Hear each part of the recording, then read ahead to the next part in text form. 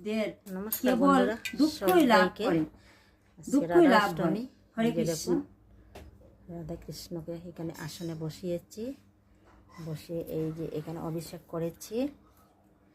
দুধ, ফলের রস, গঙ্গার জল, ফুল সব দিয়ে অভিষেক করেছি। এই যে দেখুন ফল, সাবু, কলা সব মিষ্টি দিয়ে ভোগ দিয়েছি। আর দিয়েছি খিচুড়ি ভোগ করেছি। এই যে খিচুড়ি ভোগ।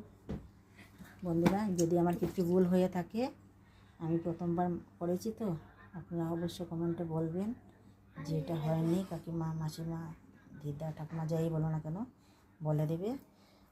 আমি কোনো রাগ করবো না। আমি প্রথমবার রাধা অষ্টমী পুজোটা করেছি। এই যে দেখুন গোপাল সোনাকেও সেইভাবে স্নান করিয়েছি, ওকেও স্নান করানো হয়েছে।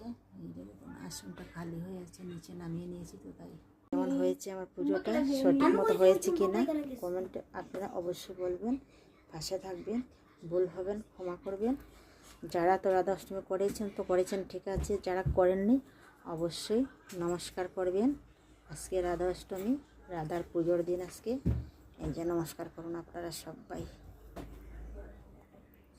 বুক দর্শন করুন।